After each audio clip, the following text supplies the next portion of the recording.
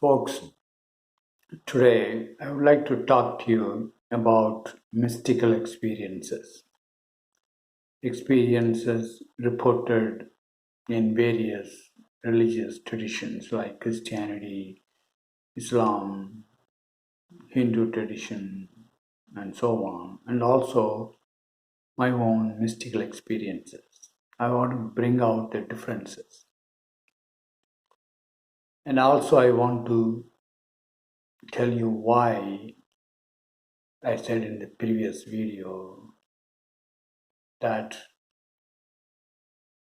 a person like me is not going to come to you for a long, long time. And also the urgency to understand what I'm talking about, etc.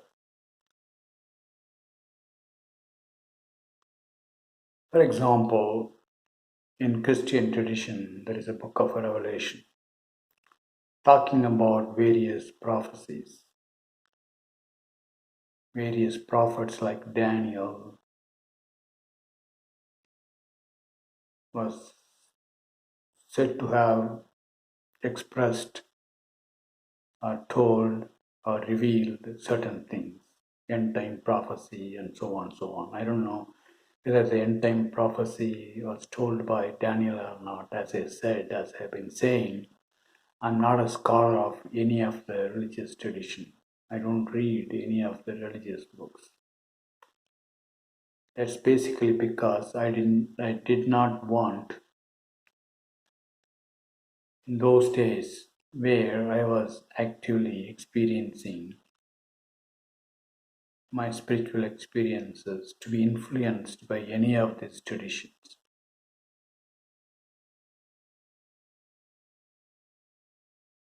Similar things are there by Prophet Muhammad written in Quran and in Indian tradition Upanishads and Rishi Vyasa talking about Lord Krishna and so on. These are all mystical experiences.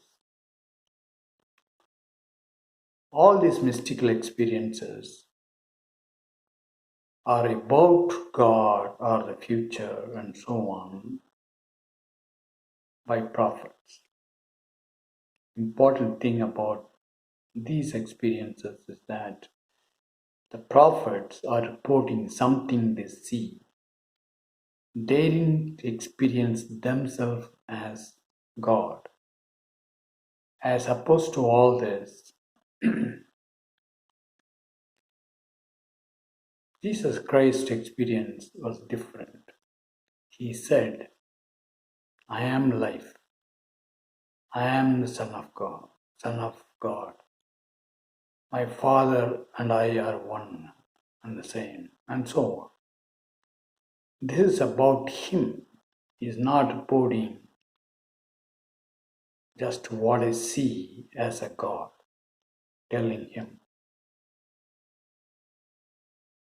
That's the basic difference, and it's extremely important. A prophet is different from somebody who is saying that I am the Son of God. My Father and I are one and the same. That's why I call Jesus Christ as an avatar.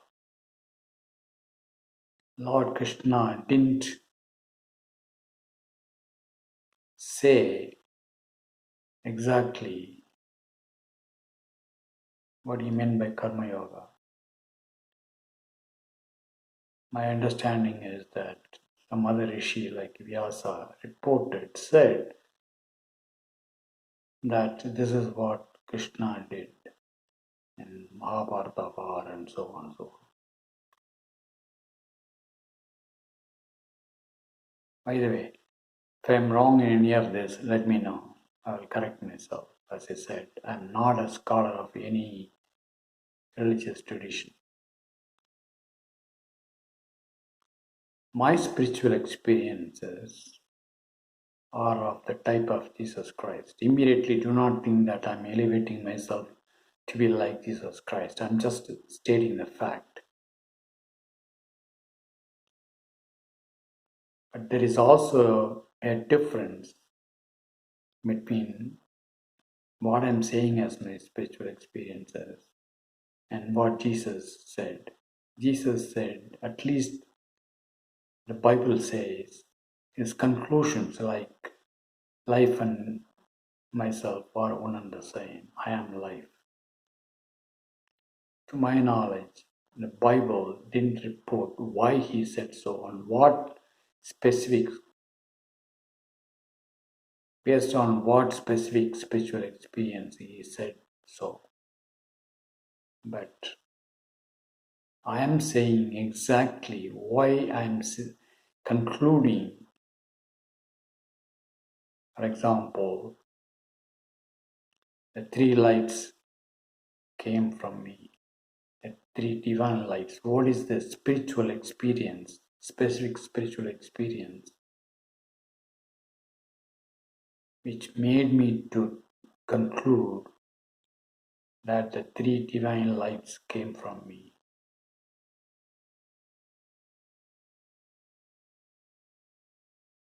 Also, I'm clearly telling you the difference between the experience of opening the seventh chakra and third eye or the sixth chakra. I published a video on that. When the seventh chakra is open, there will be physical feeling on the top of the head, and there won't be any mistake about that. You will clearly experience that.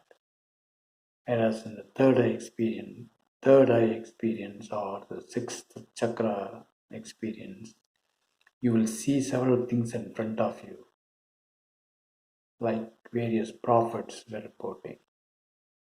But there are likely to be mixing up of what they are seeing or being reported, plus their own interpretations, their own dust in their sixth chakra, and so on. Whereas the experience of the seventh chakra, there cannot be any mistakes because the mind is totally in a different dimension when the seventh chakra is open.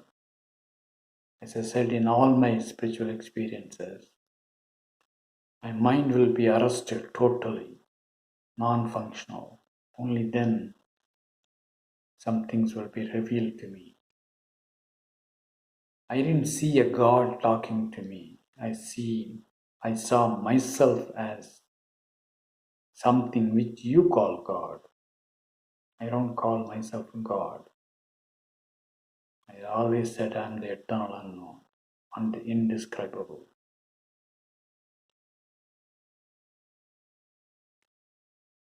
So I'm not only communicating to you the conclusions, but also the basis for my conclusion. I will say some more experiences today, later. But you need to clearly differentiate between what a prophet or prophet's revelation is, what he or she reported as seeing God telling them what life is and so on. Difference between that and what Jesus reported. And what Jesus reported and what I'm talking about. I'm giving you the basis on which, the basic experience on which, based on which I'm concluding certain things. I said in my previous video, a person like me is not going to come and talk to you for a long time, because seventh chakra opening is not normal. I didn't do anything, any effort. All that I asked is I got fed up with all the reportings of various spiritual books talking about the God. I was also interested seriously, extremely seriously, to find a solution to the human suffering. You may think that I copied Buddha. I didn't know anything about Buddha when I was in my village growing up, the suffering of people who were segregated as untouchables and so on, sufferings of women. So I challenged the so-called God and said, if you are really there, come and teach me about you directly. I do not want to read anymore from any books. And that resulted in opening of the seventh chakra. You may not believe what I've been saying. I don't want you to believe. But hear what I'm saying. See whether it makes sense or not in your life.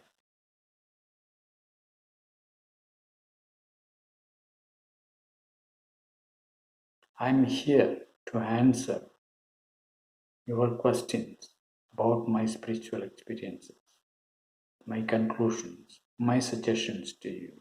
Why I'm saying thought-based you is not you. The you that you are concluding about you or you are knowing about you through the thoughts, through the mind, is not real you. It's an instrument. Thoughts are just instruments or vehicles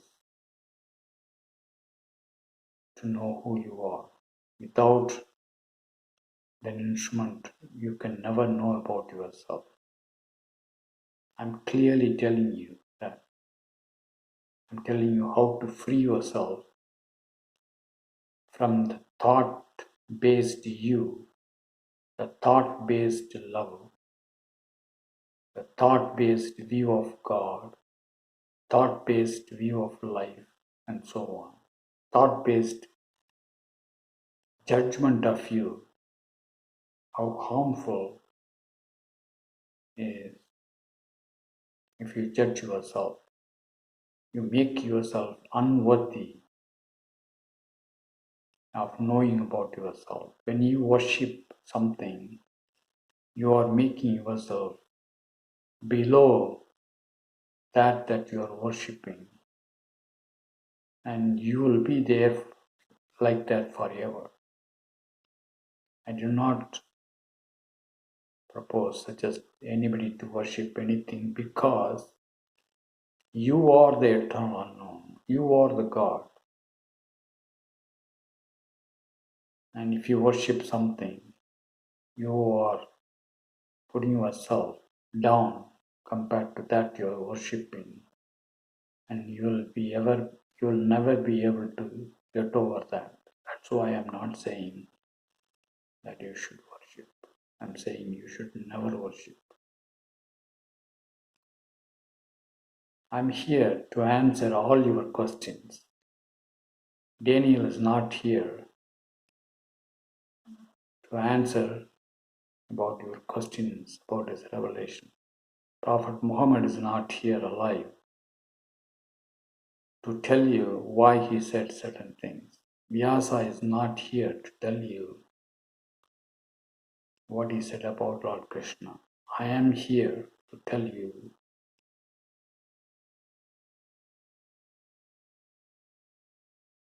to answer your questions about my spiritual experiences. I will not be here in this body forever. Obviously, it is limited. My life is limited. I don't know what you will do after I disappear from this body consciousness that I'm taught, through which I'm talking to you. That's why it's extremely urgent for you to understand what I'm talking about. to share what I'm talking about with others and share your own experiences. Remove your ignorances. Experience the divine lights yourself and come out of the prison of religion, prison of thought-based you and so on. It is an extremely important opportunity for you. Do not waste it.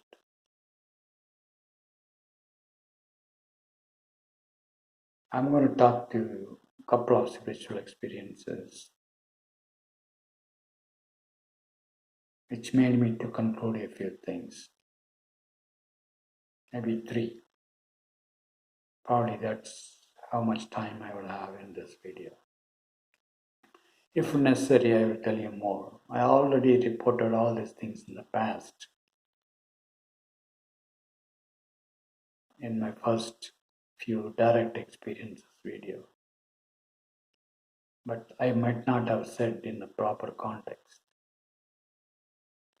I've been always saying that you are a ray from the white light.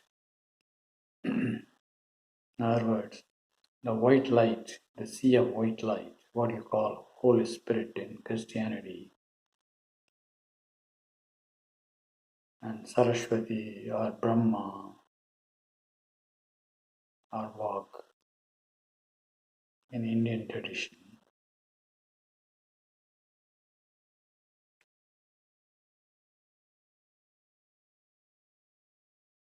I want to talk about the reason why I'm saying you are a ray from the sea of white light. I was there as usual in my house somewhere.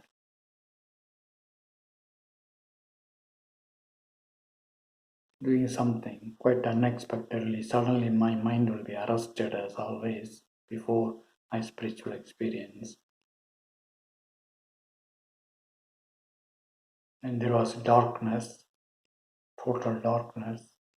And the darkness I see a forest and I see an idol of a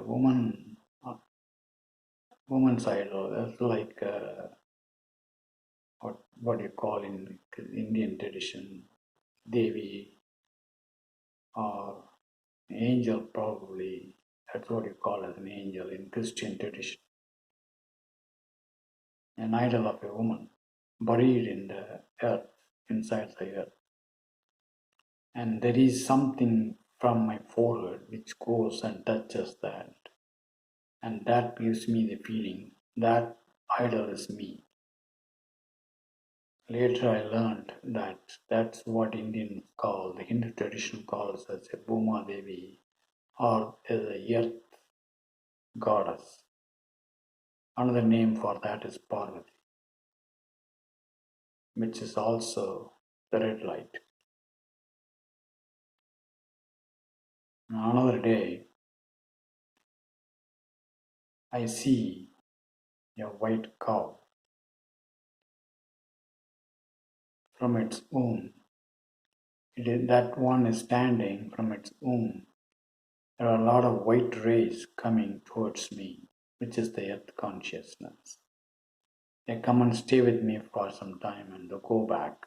Numerous white rays coming from the womb of that white cow towards me and then going back. White rays. Another spiritual experience. I see a woman's sexual organ. I didn't feel any sexual excitement at that time, to tell you the truth. Because as soon as I say something about women's sexual organ, you will immediately think that I got sexually excited and so on. There was absolutely no sexual excitement. There was something like a pillar going from the sexual experience, emerging from that sexual organ and going up and up and up forever. At that time, I didn't know that's what is called a linga in Indian tradition. But later I came to know, understood. And in that pillar, or we can now call it a linga, there was a white, no, not white, a vein, a blood vein. As soon as I saw that, I see in a water a strange animal coming towards me. Normally, people would be very extremely afraid of seeing that animal, strange animal, trying to destroy me.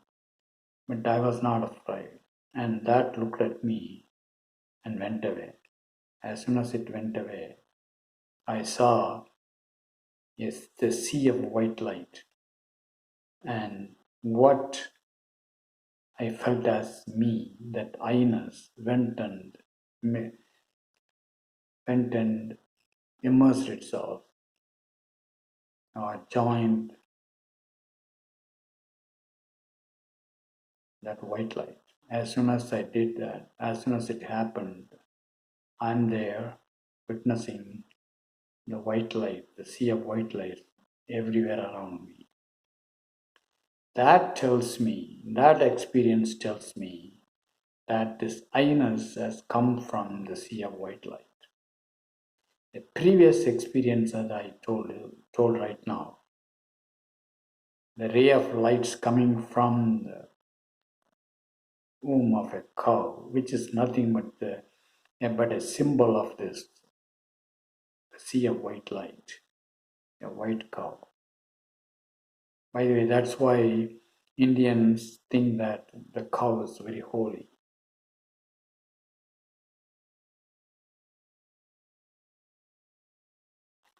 And those rays which were originating in the form of this white light or the cow towards me, each one represents one life, the life of a human being or something else. The feeling of I-ness. It is not the life, it is the I-ness. The life principle is different, as I told you in another spiritual experience. The golden light coming from my forehead and giving life to one of the three heads which got formed when I looked at the the darkness. That was the life principle. This white ray is the principle of I-ness. That's why I say that this sea of white light gives you the feeling of you, each and every one of you. Now I gave, as you heard from me directly, the basis, the spiritual experiences using which I conclude that the I-ness in you is a ray from the white light, sea of white light.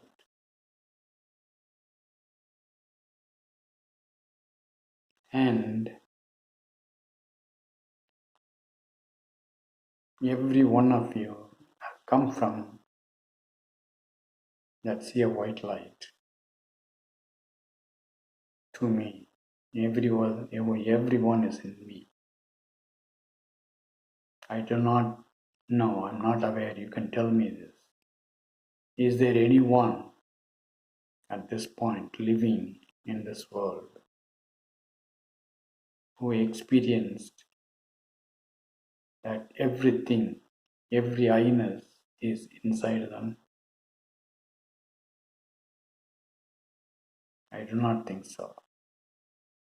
How many years back someone came and described one such experience and told you, this is why the I-ness inside you is a ray from the white light. They might have reported this in Indian tradition.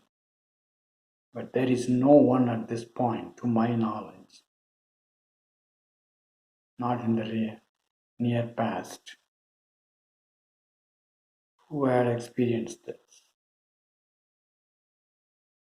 By the way, this ray of light, white ray of light is coming and staying with me, which is the earth consciousness, which I told you based on another spiritual experience because of my identification with that idol buried in the earth.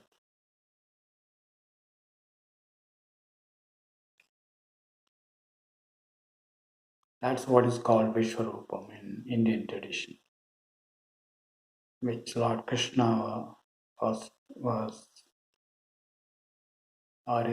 said to have displayed to Arjuna in Mahabharata war, as reported by Vyasa. Here I am telling you directly my experience.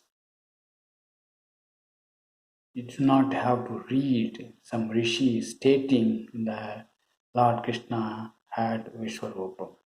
I am telling you, I had that experience and I am giving you a description of that experience directly. You cannot go and ask Lord Krishna, he is not here. You can only imagine in your mind what Lord Krishna is, but I am here to tell you, to answer if you have any questions.